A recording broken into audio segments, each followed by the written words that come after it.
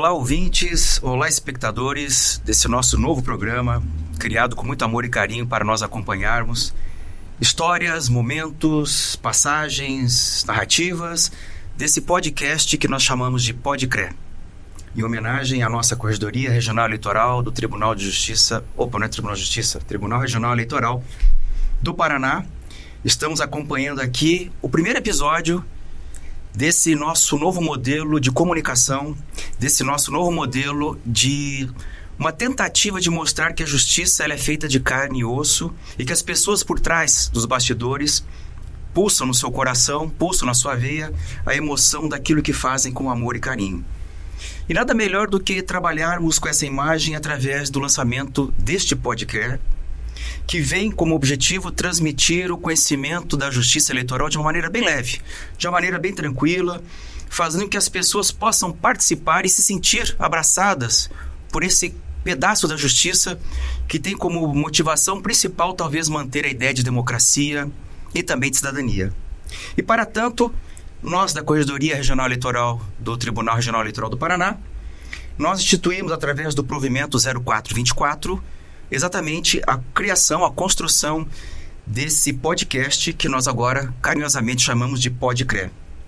Tanto que haverá assinatura desse provimento para a validade desse grande ato que hoje estamos inaugurando e todos vocês são testemunhas vivas do que nós estamos revolucionando o nosso Tribunal Regional Eleitoral. E para que seja uma revolução à altura, nesse episódio piloto, nesse primeiro episódio, nada melhor do que a presença de tão ilustres figuras femininas que muito enaltecem a justiça eleitoral do nosso estado do Paraná. E eu tenho aqui comigo como as primeiras convidadas para esse bate-papo um pouco de conhecimento jurídico, um pouco de cultura, um pouco de arte, um pouco de literatura, um pouco de cinema, um pouco de gastronomia, um pouco de enoteca, né? Um pouco de cada um. Temos a Mônica Miranda Gama Monteiro, a nossa primeira convidada. A Mônica é especialista em Direito Processual Civil pelo Instituto Brasileiro de Estudos Jurídicos, o nosso IBEG, bacharel em Direito pela Universidade Federal do Paraná, e ela foi servidora do Tribunal Regional Eleitoral do Paraná por 36 anos, isso mesmo, 36 anos. Sendo desses 36, 33 deles trabalhados diretamente aqui na nossa Corregedoria Regional Eleitoral. É comendadora, muito chique, do Mérito Eleitoral da Justiça Eleitoral Paranaense por relevantes serviços prestados ao Poder Judiciário e à sociedade. E o principal de tudo agora, é sommelier, formada pelo Centro Europeu e Wine and Spirit Education Trust Level 1 and 2 Award and Wines. Veja só que chique, até para falar eu tive que dar uma engasgada aqui para tamanha elegância. E também temos aqui a nossa querida Ina Barbosa Ronda de Souza, doutoranda em Tecnologia e Sociedade pela Universidade Tecnológica Federal do Paraná. Ela é mestre em Governança e Sustentabilidade pela Fundação Getúlio Vargas, especialista em Neurolaw pela Escola da Magistratura Federal, graduada em Direito pela Universidade Federal do Paraná, vencedora do Prêmio Executivo de Inovação da Justiça Eleitoral, Judiciário Exponencial. Servidora do Tribunal Regional Eleitoral do Paraná, chefe de cartório da 50ª Zona Eleitoral de Araucária. Ela é storyteller, diretora-geral e conselheira da Casa do Contador de Histórias, estudiosa e praticante da comunicação não violenta, de mindfulness e de práticas contemplativas. E não está escrito aqui, mas também em primeira mão, praticante de yoga, né? Método Kundalini. Então isso aqui em primeira mão para que todos saibam. Minhas amigas, muito obrigado pela presença, muito obrigado por aceitar esse convite. Ficamos honrados, não só eu, mas toda a equipe que por trás das câmeras tem acompanhado todo esse processo que com carinho foi feito. Mas, mais do que eu falar, o importante é ouvi-las. E por esse motivo, nós estamos aqui exatamente nessa perspectiva, tanto Mônica quanto Ina. E nesse primeiro momento, qual que seria o assunto mais relevante para trabalharmos nesse podcast? Exatamente eleições, porque essa é a casa das eleições. Essa é a casa onde nós temos a possibilidade de votar e sermos votados. Então, eu começo exatamente trabalhando com esse tema, eleições. Perspectivas e desafios. Mônica, o que você poderia me dizer aí, em poucas palavras, o que você possa imaginar nesse slogan? Perspectiva e desafios. Então, olá, boa tarde, desembargador Ina. Olá a todo mundo que está nos ouvindo nesse momento. É uma honra para mim também estar aqui presente, aceitar esse convite do senhor desembargador e estar junto com a Ina aqui, que é uma colega de muitos anos, servidora que nos acompanhou há muito tempo aí como chefe de cartório eleitoral, com bastante experiência. E sempre muito amiga, sempre muito pronta a nos auxiliar em tudo que precisamos nesse percurso aí na Corregedoria Eleitoral. Então é uma honra estar aqui com vocês, principalmente nesse primeiro Pode Crer. Muito bacana. Que bom. No aspecto de eleições, desembargador, perspectivas e desafios, assim, eu vejo como um desafio muito grande e principalmente para as eleições, mas não é só nessa seara. É essa questão da tecnologia, da inteligência artificial, da desinformação, que vem muito forte aí no processo eleitoral. Falo isso de dentro como não sou mais de dentro da Justiça Eleitoral, já me aposentei, mas falando de dentro, né, de quem vivenciou as eleições pela nossa ótica interna, é um desafio imenso essa questão da desinformação e da inteligência artificial, principalmente quando ela vem para deturpar e desinformar, deturpar, criar cenários fictícios, inexistentes, com a finalidade de denegrir a imagem do oponente ou de se beneficiar com os votos, né? Com o advento da inteligência artificial, acho isso mais difícil, muito mais desafiador, vamos dizer assim, para a Justiça Eleitoral vencer, porque regulamenta-se muito, mas a prática é um pouco diferente, né?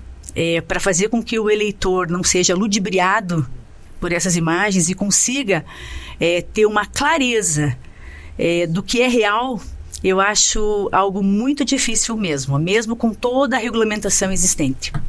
Esse eu acho um ponto que é bastante desafiador para a Justiça Eleitoral. Para agora e os próximos anos. E aproveitando o gancho, minha querida Ina, afinal de contas, o que você pode nos trazer nesse primeiro momento? O pontapé inicial. Eleições, perspectivas e desafios.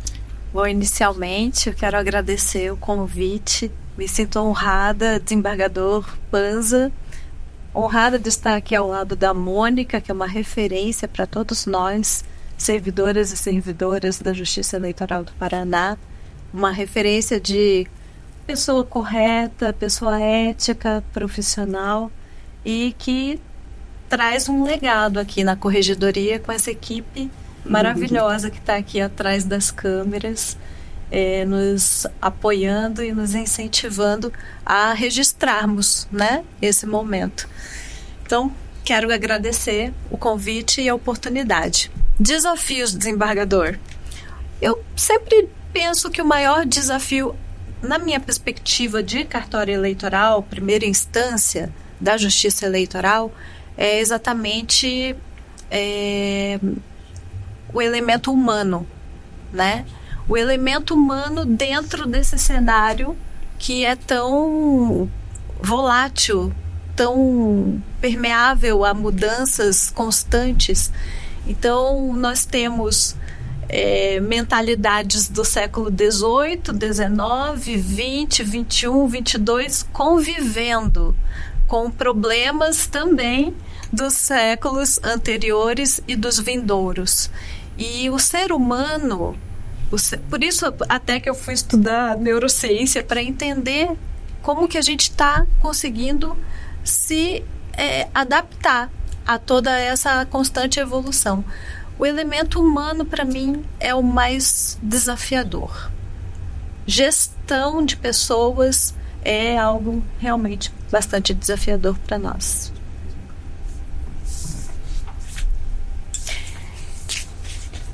Quando o desembargador colocou a proposta, né, de eleições, perspectivas e desafios, eu pensei numa pequena história. Se vocês me permitem, sim, eu vou começar. Posso começar com uma história? Mas será um prazer. O que nós queremos aqui é ouvir histórias, porque isso aqui, talvez um pouco, o que menos vai ter aqui vai ser exatamente a ideia de direito eleitoral ou justiça eleitoral. Nós queremos algo que seja muito mais útil em termos de conhecimento. Conhecimento tem que agregar.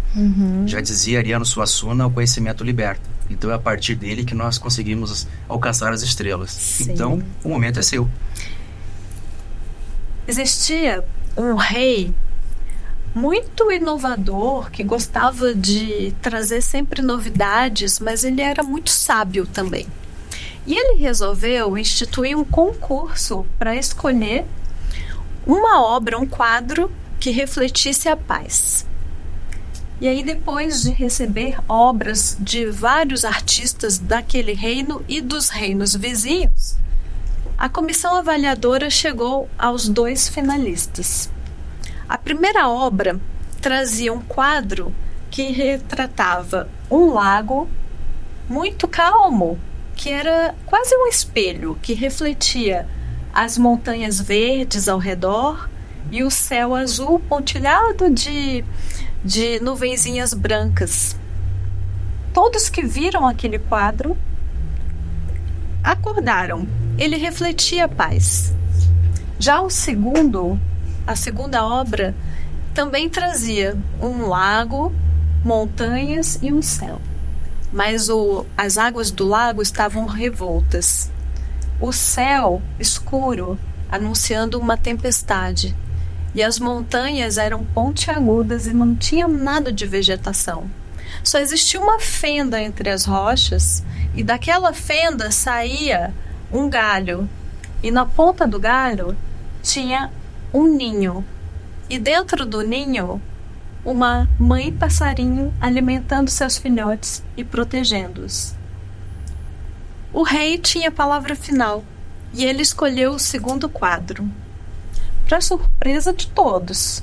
E ele explicou: paz não significa nós não termos desafios, não termos problemas ou adversidades. A paz verdadeira existe quando estamos calmos em nosso coração.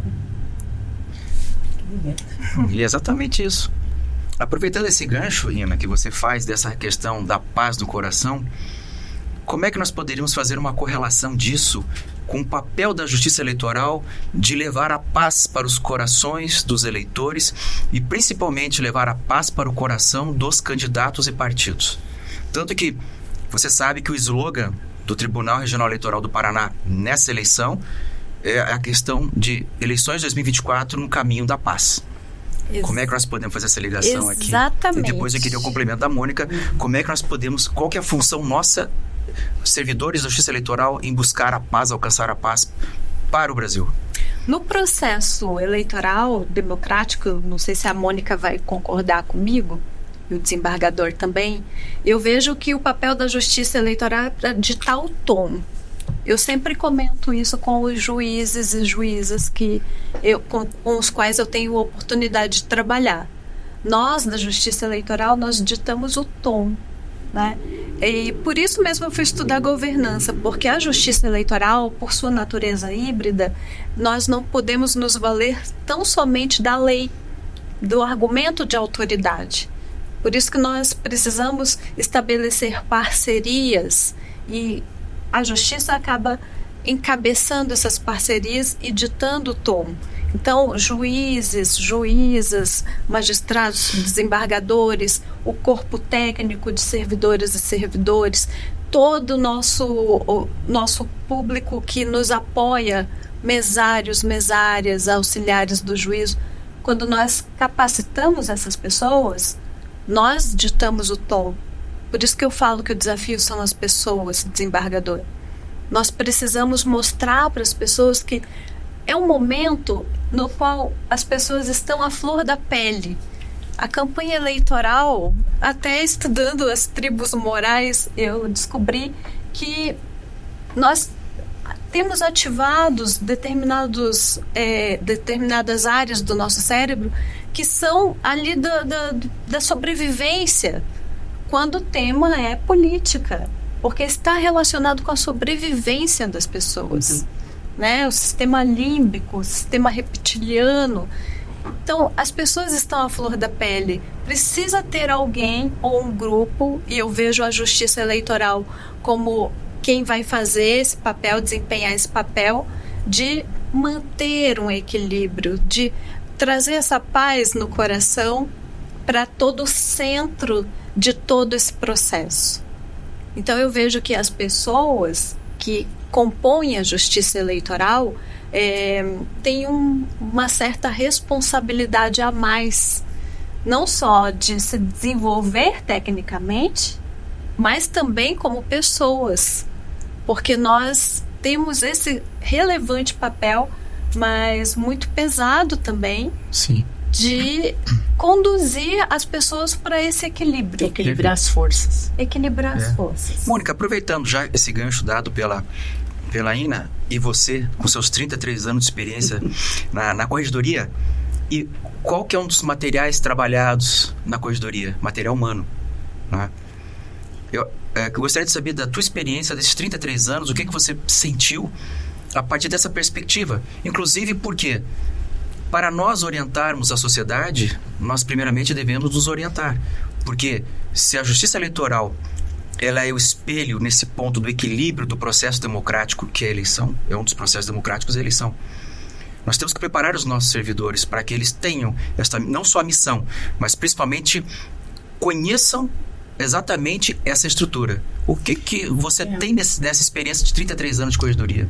Não só na corregedoria, como secretária, diretora de secretaria na corregedoria, e também passei um ano na direção geral aqui do tribunal, eu vejo que o pilar da gestão, ele tem os seus processos internos que você tem que cuidar, ele tem a sua parte de orçamento que você tem que cuidar, mas você tem duas questões estratégicas muito fortes, que é, primeiro, a comunicação, tanto a comunicação externa do órgão para a sociedade, como também a comunicação interna. Você tem que fazer chegar no servidor, naquele que atende a sociedade, a mensagem que a gestão apregoa, né? Porque não adianta a gestão estar num espírito que não chega na sua base, que é quem atende a sociedade. E as pessoas, se você for olhar, elas estão em todos esses pontos estratégicos de uma gestão. Elas estão permeando todos esses pontos e elas são o centro de tudo isso. Então eu concordo muito com o que a Ina fala. Acho que é um desafio, porque você hoje engajar pessoas com a mentalidade é a maior dificuldade que a gente tem. A maior dificuldade de um gestor é o engajamento das pessoas. Eu acredito que não seja só numa empresa pública, mesmo numa empresa privada, né? Fazer com que todos que estejam ali dentro daquela instituição, daquela unidade, daquela empresa, falem a mesma língua, saibam qual é a razão de existir daquela empresa, né? Todos saibam comunicar a razão de existir e trabalhem de corpo e alma, espiritualmente, para aquela razão de existir. Então, é esse engajamento que eu acho que é a dificuldade maior que a gente tem. E isso, internamente, a gente vê também da instituição em relação às pessoas da sociedade, que é muito importante que a justiça eleitoral saiba comunicar, saiba transmitir e saiba engajar essa sociedade com a sua missão. Com a sua missão, que é o quê? Entregar eleições limpas, entregar eleições legítimas, o povo votar e ter o resultado correto, né? O resultado fiel daquilo que foi colocado na urna, depositado na urna, da vontade do eleitor. Então, o elemento humano realmente ele é fundamental em tudo isso. Eu não tenho nenhum ponto a discordar do que a Ina falou. Tanto que, aproveitando, claro, acho que a Ina tem conhecimento, e foi na administração do período da Mônica, que foi instituído pela Corregedoria o projeto Corregedoria Aproxima. Corregedoria Aproxima. Até eu tinha pensado nisso e acabei não falando. Então, pode até explicar para os nossos Então, no aspecto de processos internos, que é uma das bases, pilares estratégicos, são processos internos. E a Corregedoria sempre se baseou muito, acredito que não só a Corregedoria Eleitoral, mas também os demais ramos de justiça, sempre muito na organização dos processos internos e na compliance, né? De você ir fiscalizar na zona eleitoral se ela realmente cumpre os regramentos que são a ela impostos no seu proceder. Ocorre que aqui na Justiça Eleitoral realmente nós temos um índice de aderência, vamos dizer, aos regramentos muito alto nas zonas eleitorais. Mas eventualmente, quando se escapa disso, quando não havia essa aderência, quando não encontrávamos na zona eleitoral essa aderência, era por uma questão o quê? De pessoas. Voltamos para o ponto zero. E aí que surgiu a ideia de se fazer também um projeto que se chama Corregedoria Aproxima, onde você iria à zona eleitoral sabendo, por antecipação ou não, ou averiguando numa inspeção, que havia alguma questão ali de não aderência ao serviço, ou o serviço não estava correndo como deveria estar, e se havia um problema de pessoas, haver uma abordagem mais pessoal, né? No sentido de apoiar as pessoas que estão ali trabalhando, primeiro averiguando quais são as razões pelas quais essa pessoa não consegue entregar o que é esperado dela, né? E num segundo momento também encaminhando e apoiando. É claro que você dá um apoio à pessoa, vai lá tratar da pessoa. Não, nós vamos tratar da pessoa sim, porque é uma pessoa que pertence aos nossos quadros, mas o objetivo é o quê, afinal? É ter o objetivo de entregar um melhor serviço, prestar um melhor serviço à sociedade. É esse o objetivo sempre, né? Concorda, Ina? Concordo e posso testemunhar aqui, desembargador. Eu queria, na verdade, esse grande momento, um testemunho de fé. O testemunho de fé. Se você ouviu falar ou participou, tem conhecimento exatamente disso. Nós trabalhamos com material humano buscando a excelência das suas pessoas através das suas almas. Sim. Eu posso atestar. Não participei do programa Corregedoria Aproxima em si, né? Mas posso atestar todo o trabalho desempenhado aí nos últimos anos. Eu estou há 16 anos no tribunal e a corregedoria tem essa postura mesmo, né? De orientar, não tem essa postura de punir. Sempre ficou muito claro, não só no discurso, mas a prática, né? Que a postura da corregedoria é nos apoiar, nos dar o embasamento teórico, mas também nos auxiliar em nossas fragilidades, nos auxiliar inclusive institucionalmente. Aí eu posso testemunhar pessoalmente uma situação nossa específica lá da nossa zona eleitoral, que é uma das maiores zonas do Paraná, desembargador. E historicamente nós pedimos apoio para aumentar nossa equipe, né? E foi somente com a interferência da corregedoria que depois de muitos e muitos anos nós conquistamos uma terceira vaga de servidor para nós podermos exatamente entregar este serviço com a qualidade adequada à população, né? Então eu posso atestar sim que esse é o olhar cuidadoso, além de técnico e sempre presente da corregedoria. Fico feliz de saber disso aí. Eu vou aproveitar para encaminhar o link para o nosso presidente, para ele ouvir exatamente, né, o quanto nós trabalhamos aqui, claro, em gestões anteriores, mas a importância da corregedoria nesses momentos. Sim. Porque são olhos distintos. Temos experiências de primeiro grau, e aqui eu tenho também experiência de segundo grau. Sim. Elas se complementam. Sim. Na realidade, eu não tenho aqui divergências, eu não tenho paradoxos, eu não tenho antagonismos nesse ambiente. Parece-me, aí eu quero que vocês duas me apresentem, parece que há uma complementação entre experiências de primeiro grau, que é o caso da Ina, e experiência de segundo grau, que é o caso da Mônica. Exatamente isso? Eu acho que há uma complementação? Exatamente isso, de minha parte, sim. Estamos falando de uma única instituição, né, desembargador? Departamentos diferentes, vamos dizer, mas todos caminhando, aí vem a mensagem, né? Todos caminhando com o mesmo objetivo. Com o mesmo objetivo. Então, um depende do outro, um não vive sem o outro, né? Olhar só para o primeiro grau, claro que existem especificidades. Também existem especificidades no segundo grau. Mas se você não integrar isso, você tem uma instituição capenga. Há um complemento. Não é? Nessa questão, então, podemos concluir, não digo concluir, mas podemos afirmar que a contextualização da justiça eleitoral hoje, ela não se restringe a leis e resoluções, ela não se restringe a textos normativos, parece que ela vai mais além.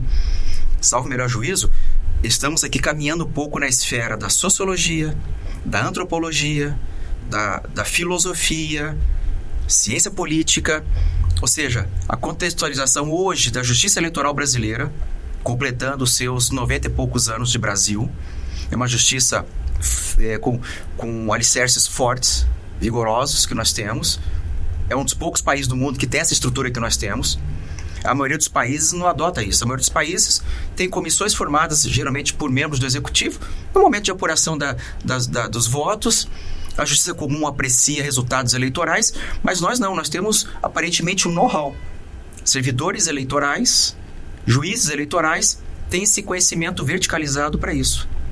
Podemos dizer que essa contextualização ela vai muito além do próprio direito? Posso contar uma história bem rápida? Mas pode e não só pode e deve. Que é sobre isso. Tem uma história do Gibran Khalil Gibran que chama O Louco.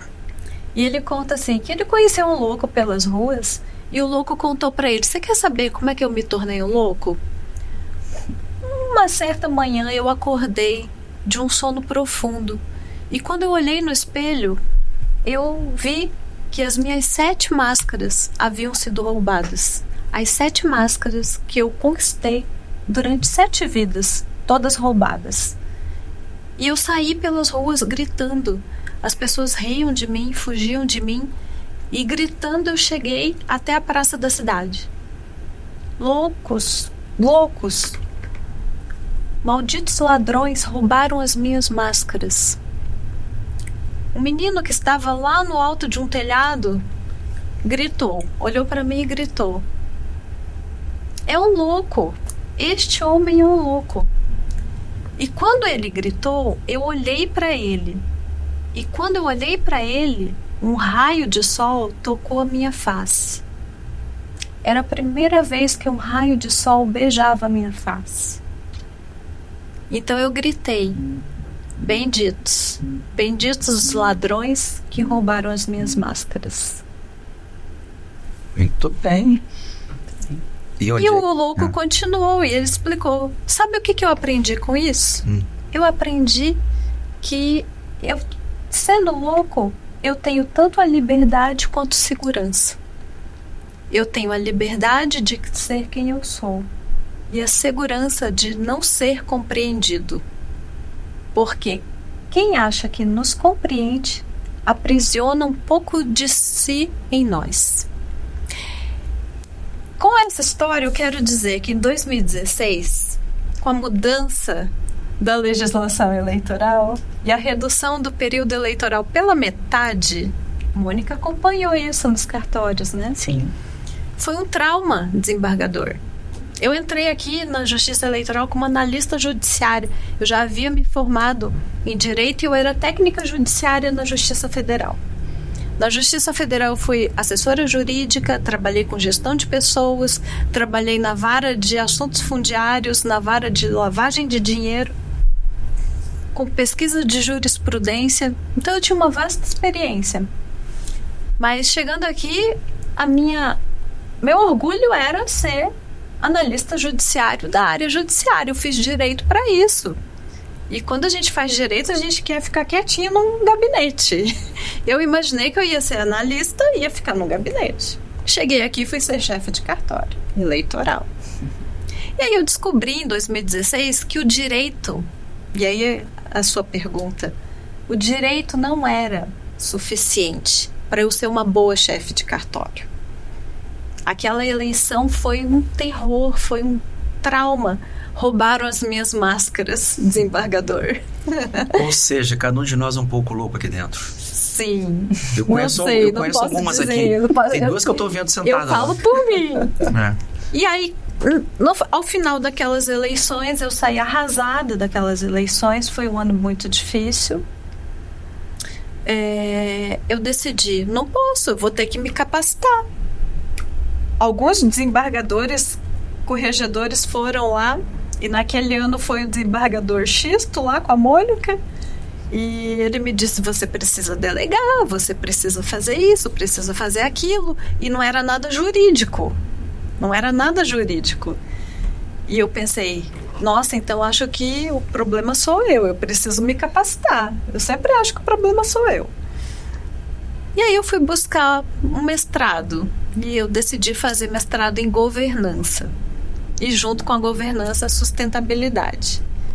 para buscar me capacitar para entregar um melhor serviço. E aí, lá na governança, eu entendi o que é o nosso calcanhar de Aquiles. O nosso calcanhar de Aquiles é a nossa mentalidade. Mentalidade jurídica, que nós acreditamos por uma ficção, uma ilusão de que o que está na lei, nas resoluções, as pessoas vão cumprir. Exato. E que nós temos autoridade para fazê-las cumprir. E nós não temos. Ainda mais com todo esse cenário de inteligência artificial que a Mônica trouxe, com as pessoas do século XIX, XX, XXI, XXII, todas convivendo. Então, para isso, nós precisamos de uma governança bem estruturada, bem pensada, bem alinhada, que vai trazer aí elementos de inovação. E aí a gente já vai falando das soluções. Mas passa por aí. Direito... Única, questão jurídica única exclusivamente não resolve nada, não vai nos socorrer. É que esse direito também do século XXI... Eu não sei se a Mônica concorda comigo. Concordo. É que desse direito do século XXI, ele é multifacetário, né? Ele não trabalha nessa perspectiva. Exato. Ele não trabalha nessa perspectiva de simplesmente a norma em si só, como se ela fosse um começo, um meio e fim a partir dela mesma, né? Então, por isso que essas questões que nós estamos trabalhando aí, e no fundo acho que vai uma das primeiras expressões que nós trabalhamos no início desse podcast, o elemento humano. Parece que ele é o principal ator nisso aqui. Se ele está bem, as coisas vão bem. Se ele está mal, a tendência é que vai mal. E ainda colocou algo bem interessante. Ela falou dela, né?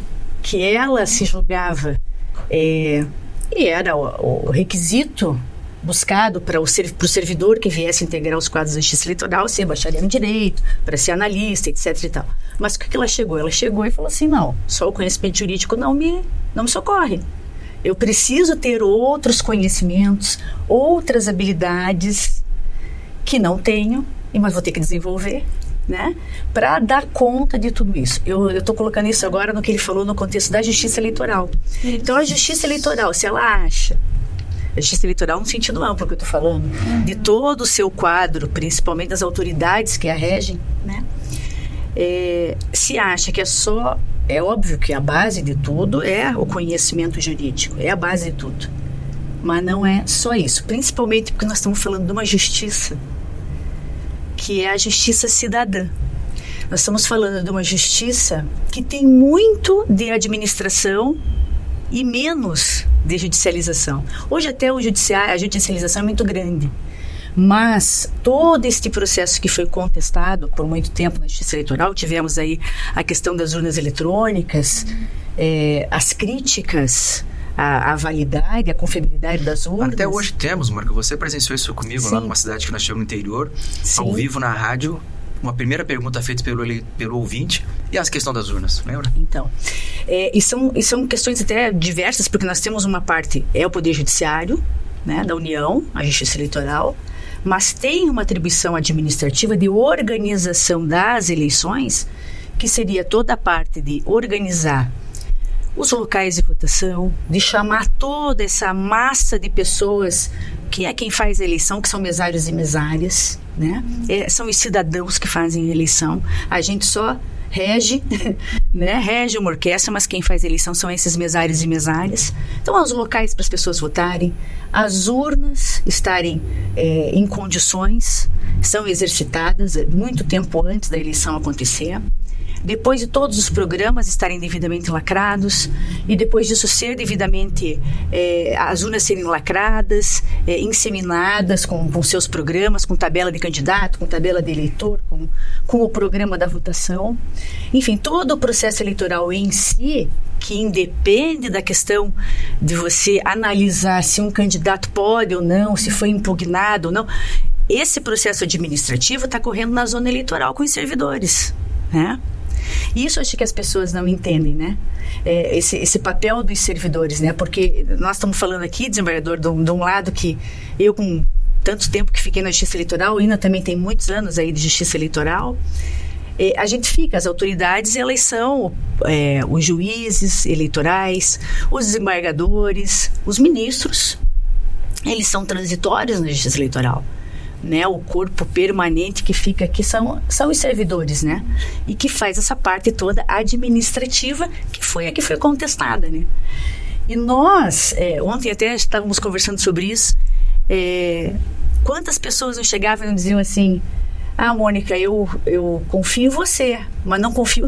Eu confio em você porque eu te conheço, mas na urna eu não confio, né? Por essas notícias apregoadas por aí, e vou dizer sem muito fundamento, sem nenhum fundamento, vou dizer. Porque a gente que está aqui dentro, a gente sabe como tudo se processa, né? Então, é isso, desembargador. Eu acho que a par da questão jurídica e das normas e tudo, tem todo esse lado de você também saber se relacionar com essa sociedade, fazer essa comunicação, que a gente tenta fazer, né? Essas duas colocações que vocês fizeram me permitiram lembrar de um doutrinador, um filósofo que eu gosto muito, José Ortega y Gasset. Ele tem uma passagem, eu já falei algumas oportunidades isso, porque para mim é muito impactante, tanto quanto Descartes disse na época, né? A questão da sua própria consciência, na época ele disse, né? Penso, logo existo. Essa frase revolucionou o pensamento racional a partir ali do século XVI em diante. Mas José Ortega y Gasset, que é um filósofo espanhol do século passado, ele tem uma passagem que diz o seguinte: eu sou eu e minha circunstância. Se não salvo a mim... Não, desculpe. Eu sou eu e minha circunstância. Se não salvo a ela, não salvo a mim. O que é a circunstância aqui? Exatamente o meu meio. As minhas relações sociais, as minhas interações, o meu eu no outro. E a partir dessa perspectiva, se eu não mantenho essa harmonia próxima a mim, claro que também eu vou destruir a mim e vice-versa. Se eu não mantenho a minha estabilidade, não salvarei ao próximo. Talvez por isso, essa questão de você dizer que se encontrou, será que eu sou o problema? Ou será que eu sou a solução? Ou será o que eu posso melhorar? O que eu posso trabalhar em prol? Então, é exatamente isso. Eu trabalhar para me compreender e compreender o meu redor. A justiça eleitoral acho que tem esse papel. Ela tem esse papel, não chega a ser um papel didático, um papel educativo.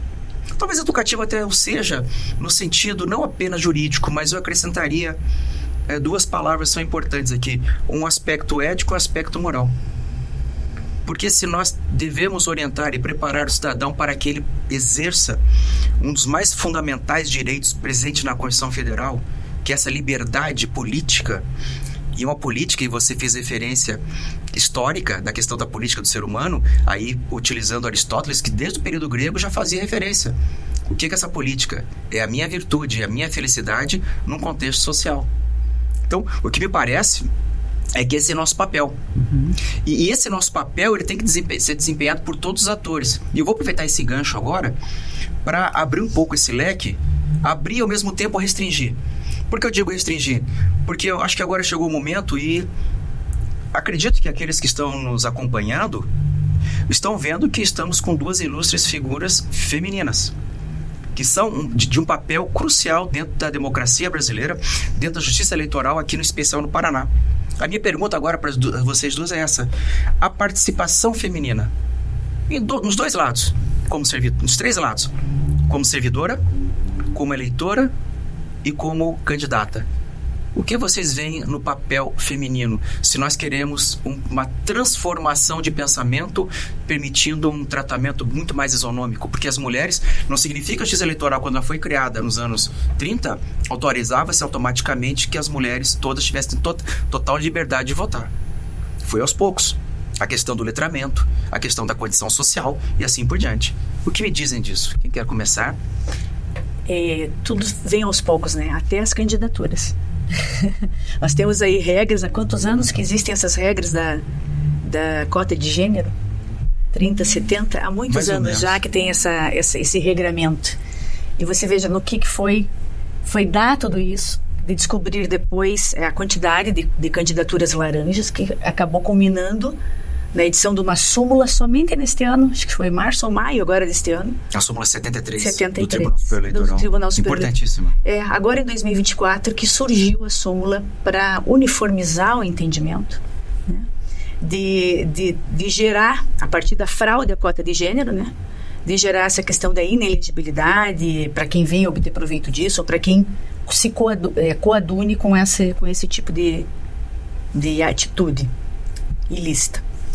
Então, veja, só agora neste ano que se estabeleceu uma súmula e quantas fraudes não foram aí apuradas, quantos processos desse tipo não foram apurados, não vieram à tona, para que só agora, em 2024, veio uma súmula para uniformizar esse entendimento.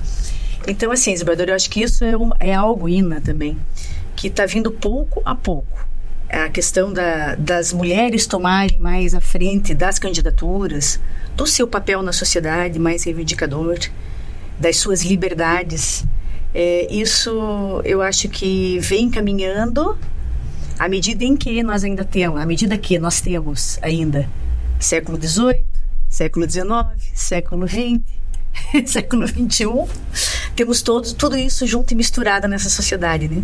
Então, eu acho que ainda temos muito que caminhar para que seja, que ganhe uma plenitude esse direito que nos é concedido, que seja exercido com mais plenitude isso.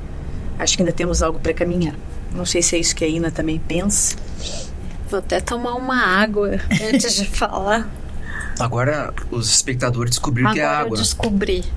Agora eu porque na verdade eu queria deixar a dúvida, né? O da Mônica, o mistério. O da Mônica é a base de uva ali. O da Mônica não sabemos. O meu já declarei aqui o conteúdo.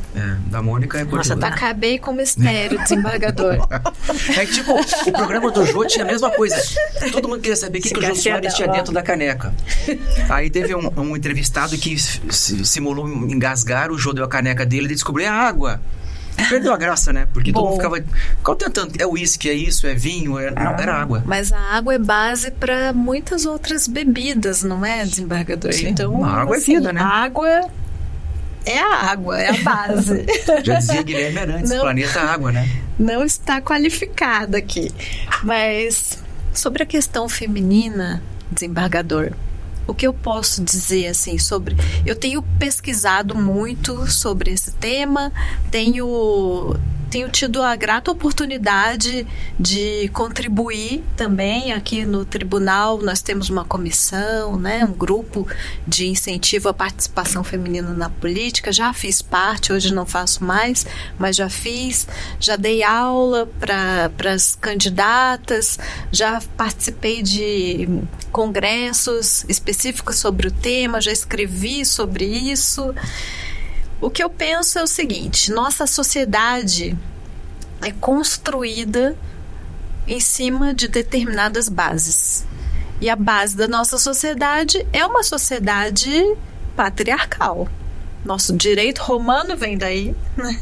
Nosso direito civil continuou. E nós temos alguma evolução na sociedade, mas também alguns retrocessos, porque são ondas. E eu vejo a questão feminina, na realidade eu não restringiria ao feminino, mas sim eu traria como uma questão da diversidade. Né? O que o patriarcado faz? Ele quer eliminar a diversidade, porque o que é diferente assusta e desestabiliza, dá trabalho, né? Então a questão feminina na política eu vejo como uma questão um pouco mais ampla, que é da diversidade. E não só na política, também na nossa instituição, né? No serviço público, na nossa vida pessoal. O que eu vejo é o seguinte: aqui na Justiça Eleitoral eu sempre vi um grande incentivo, né? Vejo secretárias, muitas, vejo algumas desembargadoras, algumas juízas, mas vejo mulheres muito fortes. O que eu percebo é que são mulheres que se destacam por serem extraordinárias, né? Uhum. Eu tenho a Mônica, a Silvia, a Cris, a Cláudia Bevilacqua como mulheres extraordinárias. Mas o que a gente tem que trabalhar é que, para que as mulheres e essas pessoas que estão no espectro da diversidade não precisem ser extraordinárias para ocuparem lugares de poder, né? Que elas possam também ter essa possibilidade, que elas tenham esse acesso. Então eu vejo nesse sentido que, se a gente trabalhar, eu trabalho nesse sentido, para que haja oportunidade de acesso e não necessidade de pessoas geniais ou extraordinárias. Que beleza. É que às vezes há a oportunidade de acesso, mas as mulheres não ocupam esses lugares. Você veja essa questão da cota de gênero nas candidaturas, né? Há oportunidade, a lei dá a oportunidade. Mas eu já vi muitas mulheres dizendo que elas estavam ali cumprindo um papel. Isso. E elas não tinham interesse nenhum em ser candidatas. Isso. Outra questão de oportunidade de acesso, já vi também, vou tocar num assunto agora da área do desembargador. Nós tivemos aqui no TRE apenas uma mulher presidente, corregedora e presidente. Em todo esse tempo de vigência da Justiça Eleitoral, uma única mulher, que foi inclusive colocada ali, emoldurada, a foto destaque, dela, né? Em destaque, que eu vou ser sincera, eu não sei se é legal emoldurar ou se mostra ainda mais essa discriminação, que não é uma discriminação, porque o que eu já ouvi falar, as mulheres que estão na justiça não têm interesse em se candidatar. Pois então, quando nós concorremos ano passado, éramos só candidatos homens. Não houve inscrição, era aberta para todos. Não houve inscrição feminina, né? Mas de mulheres. Quando eu falo em criar oportunidades, eu penso assim, em criar o contexto, né? Quando nós pensamos no curso, por exemplo, de preparação das candidatas, nós pensamos, mas qual vai ser o horário do curso? A candidata tem filhos? Com quem que ela vai deixar os filhos? Né? Nós fizemos toda essa análise para ver o contexto. Quando eu digo trazer oportunidades, não só oportunidades formais, sim. Uma cota, mas sim criar o contexto social, cultural, para que aquela pessoa... De aceitação. De aceitação. E de aceitação. De autoaceitação. Nós trouxemos, desembargador, no meu projeto de pesquisa de mestrado, foi o Parlamento Jovem. E aí eu trouxe as meninas para cá para assistir uma sessão e elas tiveram a oportunidade de assistir mulheres de destaque aqui no tribunal. E elas se enxergaram ali. E elas disseram, eu posso. Então, trazer essa possibilidade para que elas se reconheçam como uma possibilidade na vida delas mesmo. Isso é importante. Bom, na realidade, estamos na reta final do nosso programa. Falei muito rápido. Quando eu convidei, meu Deus, tudo isso de tempo, o que eu vou falar tanto? Não para de falar as duas. Não, pode continuar, gente. Vocês duas disseram, mas continua, é muito tempo. Eu falei, olha, tá vendo? Mas eu já tô me olhando, a Cris tá me olhando feio de lá, a Silvia também, né? Que tem horário pra cortar aqui o programa. Lamentavelmente, né? Os patrocinadores só tem um certo período pra poder... Não deu nem tempo de falar da época da urna. Não vou ter que voltar em outra oportunidade. Mas, realmente, nós estamos indo para a reta final do nosso programa. Eu tinha a intenção que vocês falassem um pouco, muito embora, claro, tenham feito isso, mas deixar aberto assim uma indicação de filme, de cinema, uma indicação de livro. Quero ouvir da Silvia. Não, a Silvia está sentada lá. O problema é que a Silvia torce pro Flamengo, então eu fico... Né? Tá neurotizado. Não, a Silvia torce pro Flamengo e ela toma café de licitação. Quero fazer uma denúncia em público aqui. A Silvia só toma café de licitação. Não me acompanha num café de qualidade. Meu Deus do céu. Enfim, mas brincadeiras à parte, gostaria até que você indicasse, assim, naquele momento de tensão, um vinho mais leve para acompanhar a apuração das eleições. Você vai estar em casa ali no seu puff, sentadinha, tomando aquele vinhozinho. Então, mais para frente você me dizer. E da mesma forma ainda também eu quero uma mensagem final, alguma história rápida, curta, para poder trabalhar exatamente com esse contexto aqui, porque... A ideia é essa, é conversarmos de maneira leve, mostrando que nós somos pessoas de carne e osso, que não somos carimbadores tão somente, mas que, como eu disse no começo, passa sangue nas nossas veias, circula sangue, com a finalidade de melhor produzir o nosso trabalho, porque, acredito eu, se produzisse melhor trabalho, nos trará uma satisfação pessoal, vendo a satisfação pessoal levar a um resultado útil para a sociedade, porque nós devemos ser úteis na nossa vida. Então, a mensagem final, Mônica, que você vê dessa questão, tudo bem, o mote nosso agora é eleição, mas o que nós podemos tirar disso? Do que especificamente, desembargador, do momento eleitoral vivido. A democracia, às vezes, em xeque, e nós aqui segurando a democracia para que ela não caia.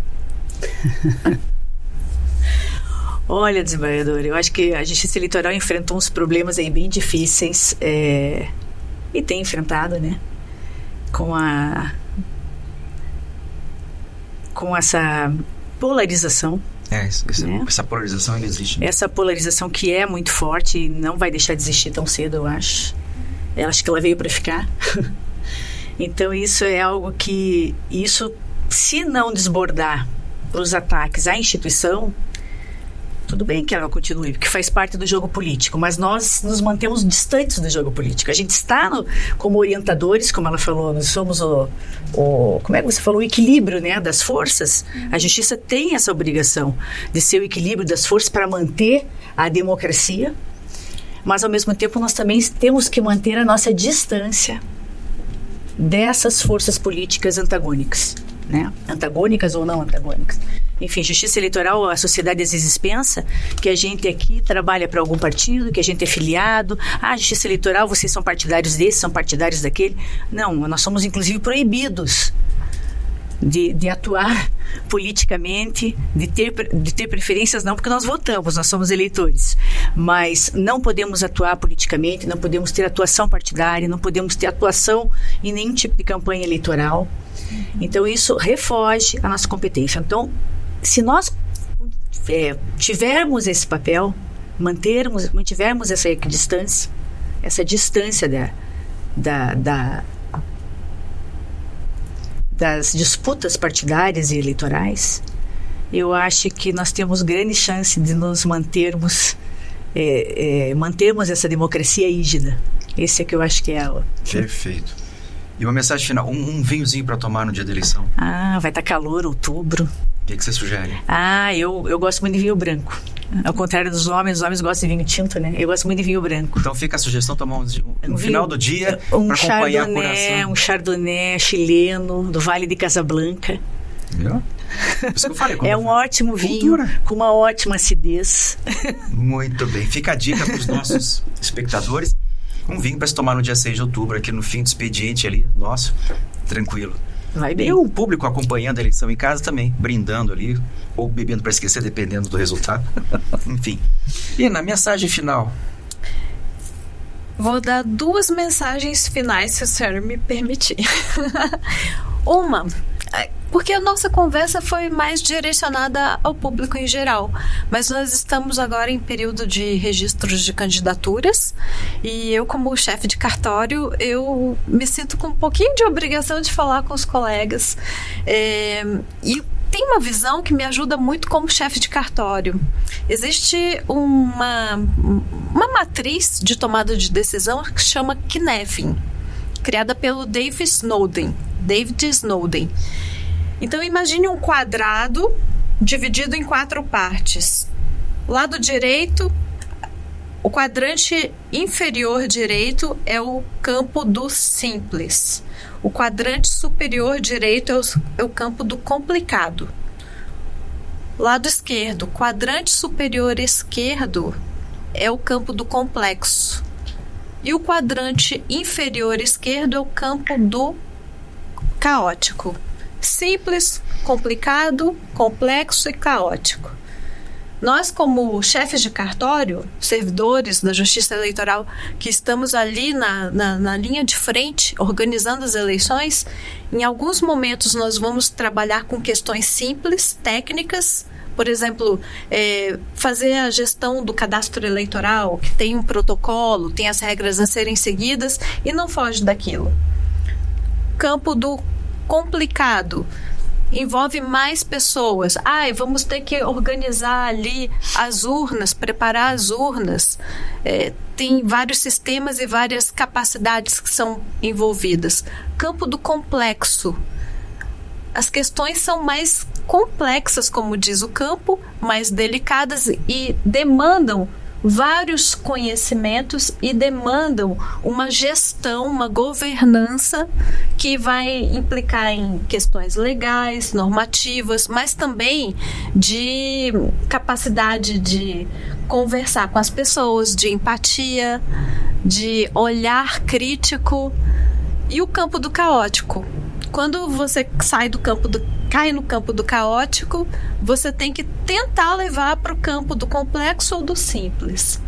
Isso dá uma aula de umas 2 horas, desembargador. Tem que desdobrar esse Pode Crer em outros episódios. Mas o que eu quero lhe dizer é o seguinte: como chefes de cartório, nós vamos atuar como chefes em um determinado momento, mas como gestores em outro e como líderes em outro. Né? São papéis diferentes que uma pessoa somente tem que desempenhar. E também as pessoas que estão envolvidas no processo, pessoas externas, partidos, candidatos, eles têm que entender isso. Em alguns momentos nós somos simples chefes, que nós temos que cumprir um protocolo.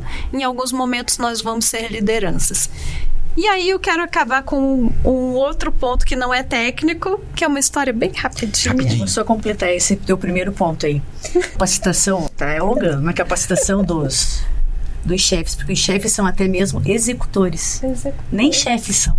Exatamente. Se nós não estamos no período literal, eles executam o dia a dia, né? Isso. E depois tem que se desdobrar em tantos papéis. Né? Tantos papéis. Rapidinho. A história. Um homem que vivia na aldeia de Neguá, no litoral da Colômbia, conseguiu subir aos céus. E quando voltou de lá, ele contou. Diz que conseguiu contemplar lá do alto a vida humana. E lá do alto, ele disse que nós não passamos disso. O mundo é um mar de fogueirinhas. Nós não passamos disso.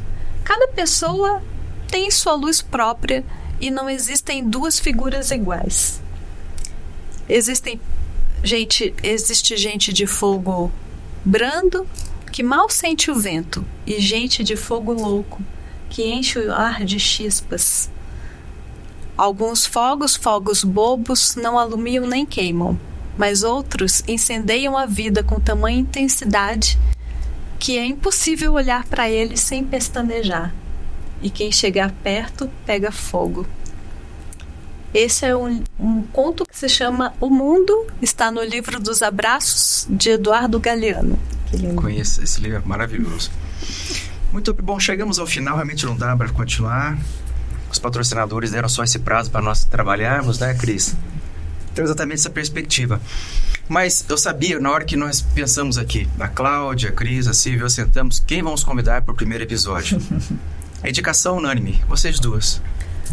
Mônica e Ina, que abrilhantaram o nosso programa. Espero que ele sirva de inspiração para muitas pessoas pelo conhecimento que vocês trouxeram, pela delicadeza das palavras, pela sensatez do momento, pelo amplo conhecimento do mundo como um todo, não o mundo jurídico, mas o mundo no qual abraçamos e nós vivemos aqui nessa nossa passagem material. E acertamos em cheio nesse convite. Ambas reclamaram, dizendo que era muito tempo para falar. Agora estou reclamando que é pouco tempo para falar, então confesso que eu não sei, fiquei perdido. Mas enfim, muito obrigado pela participação de vocês. Vocês passaram aqui e abrilhantaram. Antoine de Saint-Exupéry, na obra Pequeno Príncipe, tem uma passagem: aqueles que passam por nós não vão sós, não nos deixam sós, deixam um pouco de si, levam um pouco de nós. E vocês estão levando o nosso coração da corredoria, a Mônica, que nos deixou recentemente, mas fisicamente, de coração ainda está aqui presente, a Ina, com todo o seu pulsar, com toda a sua garra, e mas ao mesmo tempo a sua leveza, consegue estar à frente de uma zona eleitoral muito trabalhosa. Então, para que esse momento fique eternizado, aqui vamos entregar para cada uma de vocês uma lembrancinha. Nossa, muito obrigada. Uma caneca para que quando vocês forem tomar aquele chazinho gostoso, lembre-se de nós. Oh, Pode Crer faz parte de vocês e vocês fazem parte do Podcre. Muito legal. Tá bom? Muito legal. Muito obrigado, Uma meninas. honra, desembargador. Obrigada. Nada, Obrigada eu que a vocês, agradeço. as meninas aí que organizaram tudo. Muito Foi obrigada. muito bacana. Faltou tempo. Então vamos fazer mais pra frente, vamos fazer um segundo tempo aqui para continuarmos com outros assuntos. Mas O próximo vai ser com o vinho, Chardonnay. isso mesmo. Mas Quero agradecendo fazer aqui, eu quero em especial agradecer. Esse foi o piloto, esse foi o número 0, acho que nem número 1 é. Mas que acho que começamos literalmente aquela expressão clássica, com o pé direito, porque vocês deram um show aqui, vocês duas meninas. Muito obrigado pela oportunidade de compartilhar tanto conhecimento, com tanta leveza e com tanta maestria com que vocês dominaram os temas aqui trazidos. E é isso que nós queremos, que os programas sejam leves a ponto de praticamente transitarem pelas nuvens como pérolas que podem ser levadas ao tempo pela sua qualidade e pelo seu brilho, mas superando a leveza do espaço. Eu quero fazer um agradecimento especial aqui a Cris Galperin, a Cláudia Bevilacqua, porque elas foram idealizadoras e também a realização e a roteirização desse evento. A identidade visual ficou por conta do Pedro Navarro e da Thaís Furman. A filmagem por parte do Lamartine, que está aqui atrás das câmeras. A sonorização foi o Bernardo Gonçalves. Produção, Lumi Yoshimo, Bernardo Gonçalves e Lamartine Lima. Edição do Lamartine Lima. São esses atores que estão por trás das câmeras que fizeram, e acredito eu, nesse sucesso que nós estamos vivenciando nesse momento. Muito obrigado a todos vocês. Até o nosso próximo encontro. Voltaremos daqui algumas semanas. Vamos pensar num outro tema, outros entrevistados. Mas viram que o nível ficou alto. Então, isso só vai aumentar a nossa responsabilidade de encontrar pessoas à altura de vocês duas. Muito obrigado. Muito obrigada. E aqui encerramos o nosso primeiro episódio do podcast, no caso, o nosso Podcre, que é o podcast da Corregedoria Regional Eleitoral do nosso Tribunal Regional Eleitoral do Estado do Paraná. Um abraço a todos e se gostaram, deixem um like. É importante isso, né? E também podem fazer comentários, afinal de contas nós queremos melhorar a qualidade. Se puderem colaborar, agradecemos. Mas o que nós queremos principalmente é o like.